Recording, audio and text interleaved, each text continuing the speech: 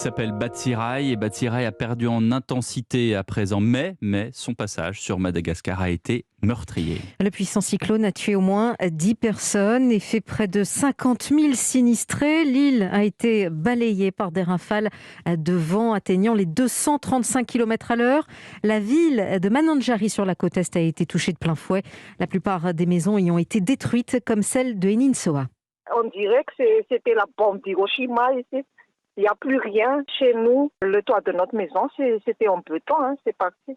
Dans notre cour, il y a les pierres qui tombaient. Les cocotiers, ils sont partis avec leurs racines. Pas d'électricité, pas d'eau potable. Les gens qui n'ont plus de maison ne savent plus où aller parce que même les églises, les écoles, tout, il n'y a plus rien, Madame Zag.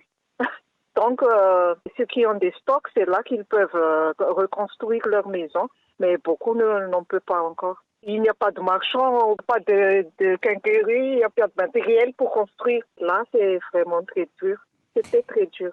Témoignage recueilli par Caroline Baudry. Et justement, direction Madagascar, où nous retrouvons notre correspondante sur place, Gaëlle Borgia. Bonsoir Gaëlle. Bonsoir. Batsirai a durement touché l'île et le bilan est déjà très lourd. Oui, effectivement, on est arrivé au stade des 10 morts.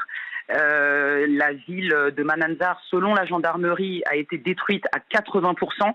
La quasi-totalité des toits se sont envolés, même ceux de la caserne de la gendarmerie, par exemple, les toits de leurs bureaux et de leurs logements. Donc ça vous donne un petit peu une idée. Même les équipes de sécurisation et de secours devaient gérer en fait leurs propres dégâts.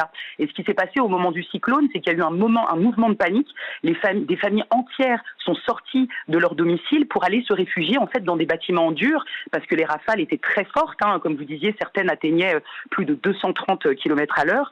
Et en fait, malheureusement, les équipes d'intervention de l'armée n'ont pas pu travailler la nuit à cause des vents trop forts. Donc, elles ont dû attendre le lendemain matin pour secourir les gens qui, par exemple, étaient pris au piège, encerclés d'eau, et ceux qui étaient ensevelis sous les décombres de leur maison. Et le pays s'apprête à présent à faire face à une crise majeure.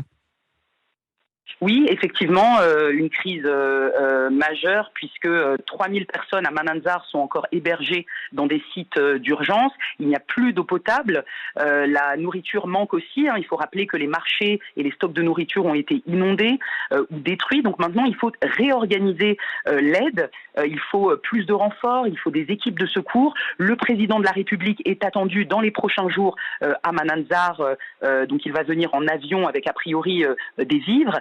Il faut rappeler aussi que 30,5 millions d'euros d'une enveloppe de la Banque mondiale ont été débloqués pour venir en aide aux victimes de ce cyclone. Mais pour l'instant, il n'y a pas grand-chose. On a visité nous-mêmes ce samedi un centre d'hébergement dans lequel il n'y avait ni eau potable ni nourriture venant de l'État. Et en fait, c'est toujours la même chose quand il y a un cyclone à Madagascar. Il n'y a plus d'eau potable et les populations sont obligées de cuisiner, par exemple, à l'eau sale, ce qui provoque des diarrhées. Et je rappelle que la diarrhée est une des causes principale de mortalité infantile à Madagascar. Donc on est aussi face à une prochaine crise sanitaire. Merci Gaëlle Borgia, correspondante d'Europe 1 à Madagascar.